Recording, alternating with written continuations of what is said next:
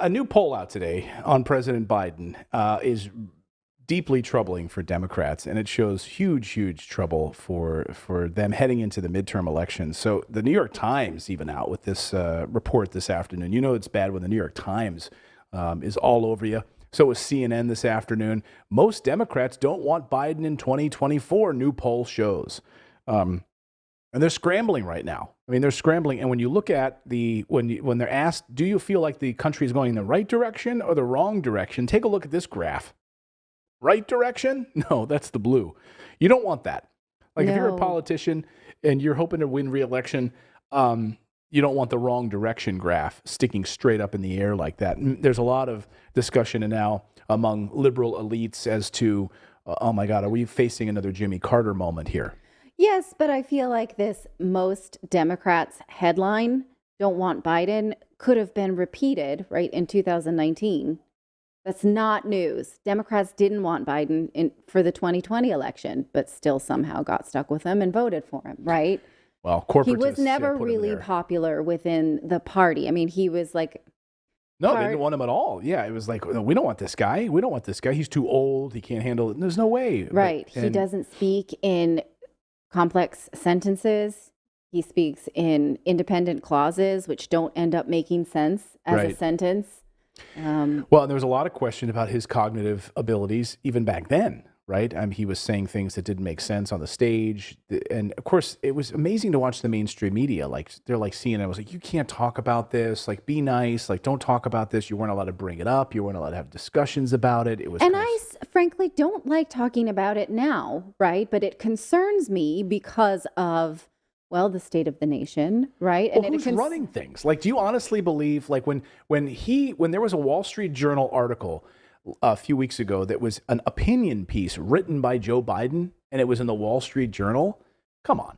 No one believes for a second that he sat down and wrote an opinion piece in the Wall Street Journal. Right. He put his name on something that someone else wrote. That his administration decided that, okay, but you can make the point that you voted for his administration and that there are competent people inside of it, and that's who is producing this work, right? So I don't need for George W. Bush. It's not actually George W. Bush running the show. It's Dick Cheney. It's Condoleezza Rice. It's a whole group of warmongers that you're actually supporting. It's not George W. Bush. You're supporting Donald Rumsfeld. You're supporting Condi Rice, warmongers. Right. I don't need to think that he can make a nut graph, right? That's fine. But I need to sort of know that he understands the government action that are leading to inflation and war and all of those types of things. And, I don't know. I worry that he's sort of reproducing his hits from the highlights of his career, and we're all suffering from it. And also, I've said this before, I'm concerned that the average age of a congressional or a voted-in representative is close to 70, right? When the average age of an American is 35, and we do not have representative electorate. Right. Barbara says in our chat, he speaks in dependent clauses. Independent clauses can function as complete sentences. That's what I meant. Okay. Yes. Not independent clauses. Because dependent of course. Clauses. Thank you, Barbara. Yes. Thank you for keeping us honest on that. So keeping us grammatical. Exactly. So he was at a press conference just the other day, and this happened. We'll play it, see if you can catch the moment. And we might have to play it again, Philip, so be ready we'll play it again. Many of you may have seen it this weekend. We haven't talked about it here on the show, but I wanted to talk about what happened after this soundbite occurred at the White House. So watch the president during this speech. See if you can spot the moment. It is noteworthy that the percentage of women who register to vote and cast a ballot is consistently higher than the percentage of the men who do so. End of quote. Repeat the line. Women are not without electoral and or political or maybe precise, not and or political power. That's another way of saying that you, the women of America, can determine the outcome of this issue. Okay.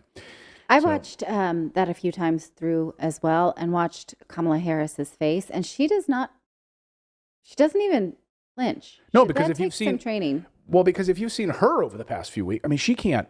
When she was asked about abortion, I mean, she was asked about a number of questions, and I don't even know what she's talking about. And so she's probably just she's as out to lunch as he is on a lot of these. I don't know. I'm just wondering, did they catch it? Because and you're like, ooh, sorry, my colleague did that. Let's replay the video and see if you can catch it. If you can't, well, I'm going to give you some context here in a second, but let's roll it again, Philip. It is noteworthy that the percentage of women who register to vote and cast a ballot is consistently higher than the percentage of the men who do so. End of quote. Repeat the line. Women are not without electoral and or political, or maybe precise, not and or political power. That's another way of saying that you, the women of America, can determine the outcome of this issue.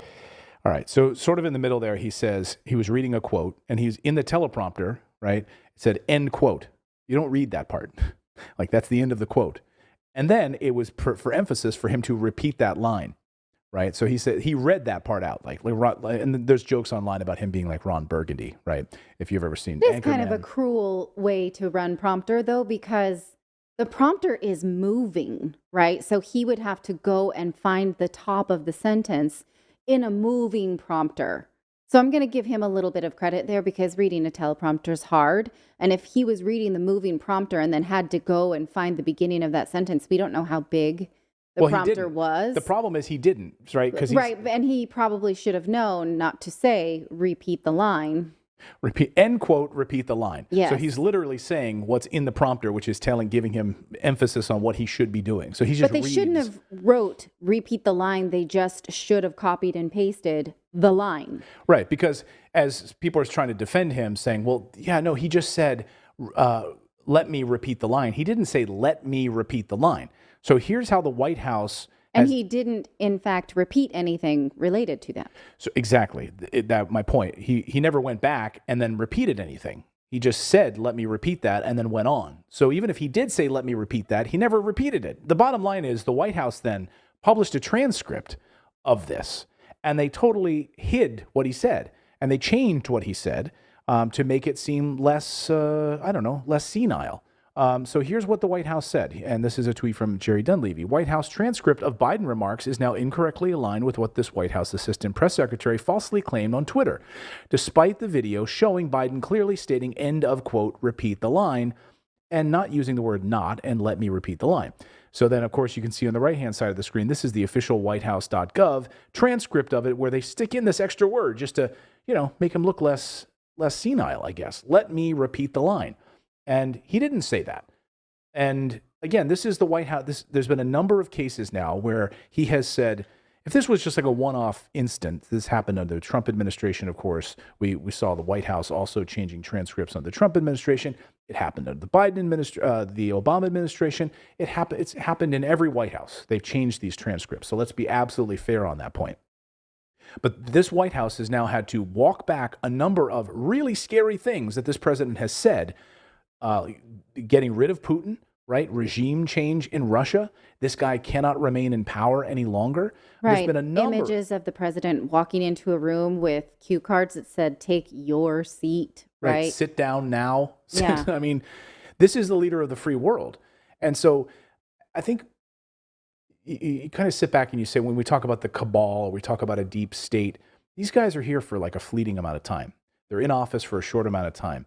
It's the unelected people that are running the show. It's the military-industrial complex. It's the it's the State Department. It's the Pentagon people. It's those career people that are there. They know that these politicians come in for a short amount of time, and the real people running the show are behind the scenes. These are these puppets that they put out there in front of a television camera. We believe are running the show, but they're not. These elected leaders, right? Yes. Yeah. I mean, when you think about it that way, right? You don't think that Joe Biden is actually the one, the way we've just talked about. He's not the one writing essays. It's his administration. But at the same time, I just wonder, if we extrapolate what this means for the upcoming midterm election, will people understand that they are either voting with or against this president? How much will it hurt Democrats? And is there a way for an opponent to go up against Joe Biden and say, look, the guy is past his prime. We need someone a bit more with it. We appreciate his lifetime of service, whether you do or not, right? And not do it in a way that's ageist, not do it in a way that's mocking the way, you know, maybe a President Trump would. Is there a way to point this out and say, look, it's time, right? This guy needs an emeritus badge. Let's move it on. I mean, this is the administration you got right now. These are the people you voted for, right? These are the people that are running the show right now. And so, what can you point to if you're a Democrat where you're like proud of what? That's why I say like 30%. There's always that 27 to 30% that will always say that the party that they voted for like is fine. Like same with Republicans when George W. Bush low approval. Like, I'm like, who are these people? Right. Who is these people that got us into one of the worst wars in American history? Like, no, I think that there are things that I can't, that are not top of mind, but I've seen sort of quips on Twitter about Democrats who are proud of what has been accomplished during the Biden years. I can't repeat them, but I've seen them. Hey, let us know in the chat. Like, what are you excited about with Democrats and President Biden? I listen to some of the, Democratic strategy podcasts. I'm interested in what they think were successes. There are some. Okay, I'd love to hear it. I can't come up with them. I think they're like pandemic related and stuff. Yeah. Stuff like that. Today's episode of Redacted is brought to you by our favorite trading platform, our friends over at Moomoo. That's right, you can get 10 free stocks right now, valued up to $25,000 just for opening an account and making your initial deposit. So here's how it works. When you go over to redacted.inc/Moomoo, you will get 10 free stocks. When you deposit $100, you will also get an extra stock of LCID, Lucid stock, and you get additional 5 free stocks with any deposit. So this is absolutely a game changer. You'll probably even get doubled when you get Apple stock. That's right. So when you get these stocks, you're going to get some fancy stocks, not just random companies, but some big ones, companies that are game changers, like companies that make the iPhone. What I love about Moomoo is it's an education platform as well as a trading platform. So if you're just getting started and you don't know the first thing about investing, well, don't invest. Just open your account, get your free stocks, get your free money, and then go through their free courses. They have free courses built into their platform. So you can start learning how to day trade. You can start learning how to invest in crypto, all right there inside of the application. And then when you're ready, you can start actually doing some trades. That's right. But in the meantime, you've got all those free stocks just for signing up. They've got free level 2 market data, which normally other companies will charge for. They've got financial news built into the application. So you can tag and follow your favorite companies. Let's say you invest in Apple or Google or other big companies that you like. Great. You can follow that news right inside the application. It makes it very, very simple. So right now, get those 10 free stocks plus your bonus stock of LCID by going to redacted.inc/Moomoo. It's right there on your screen. Redacted.inc/Moomoo. Our thanks to Moomoo for supporting our show. Thank you so much for subscribing to our channel. We've been banned, we've been blocked, we've been censored. That's why we started our own website to stay connected with you for free. That's right. So head on over to redacted.inc and make sure you're connected with us. You can sign up again at redacted.inc, not .com.